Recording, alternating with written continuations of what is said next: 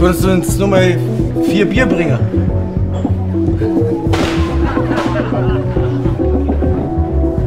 Drei. Sag einmal, mag für euch nicht einmal einer tanzen? Hä, wieso? Wir tanzen doch.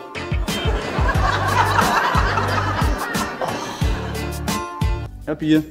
Ein Bier. Bier? Für mich ein Spezi. Was hat er denn? Nein, Freundin. Auge.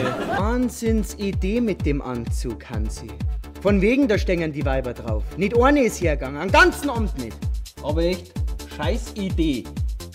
Und ich Trottel kaufe mir extra noch ein neues Hemd. Ausgeschmissenes Gold. Ich weiß es auch nicht. Irgendwas haben wir schon noch verkehrt gemacht.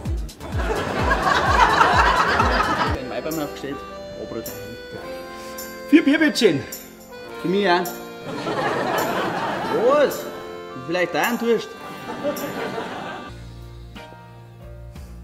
Du sag einmal, warten eigentlich die anderen zu? Was machst du denn jetzt da? Siehst du? Bier gewinnt. Winner. Nicht schon wieder. Die Fix. Ja, damit. Sag einmal, kannst du eigentlich gut umgehen mit Viecher? Ich? Brumm mich gegessen.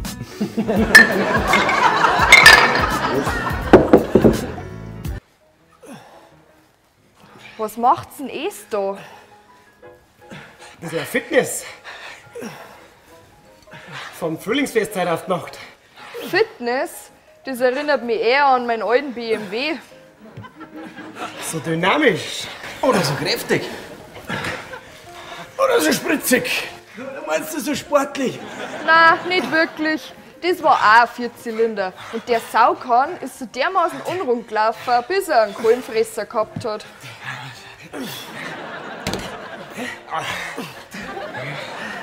Ja, genau so. Nix mehr gegangen und nur noch heiße Luft gekommen.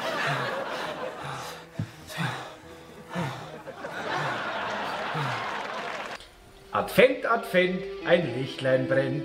Erst 1, Dann 2, noch 3. dann 4, dann steht das Christkind vor der Tür.